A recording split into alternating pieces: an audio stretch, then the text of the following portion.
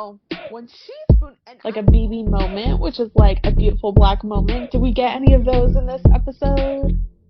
Black. We have a chaotic vibe moment of the chaotic vibe moment. And you're watching Black by Reality. Black by Baddies. And those who love us. Hi baddies, it is Nicole Weaver here. This is the Black by Reality podcast, a place for Black by Baddies and those who love us. I got to talk to Brooklyn Rivera of Big Brother 26. Unfortunately, this week has been a week. I'm ready for Mercury retrograde to be over because the technology, the communication, it's not it. So I don't have the video recording of my interview with Brooklyn, but I did get her answers to a lot of questions that I had, and I still want to share them with y'all. Now, my main goal with Brooklyn is still figuring out, addressing some of the assumptions people have made on her based on what they think they know of her before the season, get more lay of the house that is currently happening, and yeah, that included some kind of tough questions as usual. My first one was, some of your house guests are tied to former house guests like Tucker and Quinn, Tucker being connected to Cody Calafiore and loosely connected to Taylor Hale. He used to date one of her friends. She said on Rob Has a podcast that he seems to be a nice guy, so that's good. And she seemed to be surprised by this. I also said that Quinn was connected to Zach, which is Corey Wurtenberger's brother from last season. Now, I said that there were some discrepancies on whether she's friends with any alums. So if she can confirm if she knows any previous players. She said yes, Aaron Williams and Kat Dunn, because of the pageant world. Now, since leaving Big Brother, she has heard from many former house guests like Big D. She made it clear that she knows of what Aaron did, does not agree with what she did during her season, but she was taught to treat others the way that she wants to be treated, and Aaron is an acquaintance, I think she put, so not labeling as close kiki friends. Did not say whether that they were in communication since she left the house. So those are just some things that to keep in mind. And she believes on treating others the way she would want to be treated is the way she herself, Brooklyn, acted in the house. There was a lot of emphasizing, and I think it's fair that Brooklyn wants to be judged on her own actions, but that's kind of why I wanted to ask, because that label was already on her.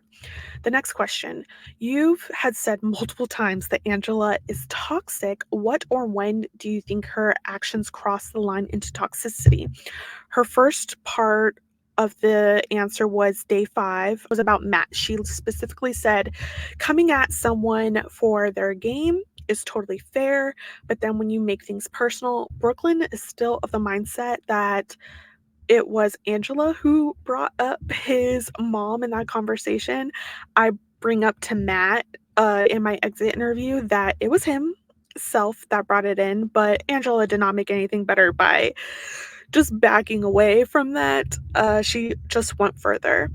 So, and then the other is an incident in week 2, but she doesn't know what we have or have not seen.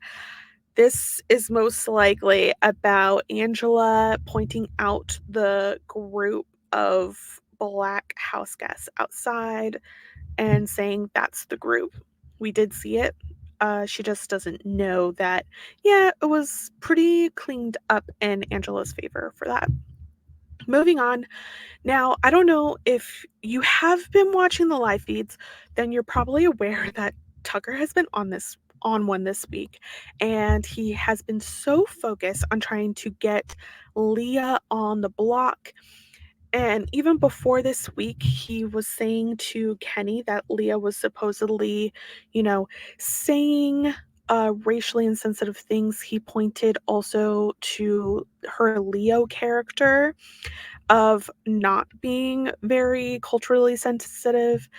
And, no one else is saying this but Tucker. And I am pretty realistic that Tucker is just not a reliable narrator.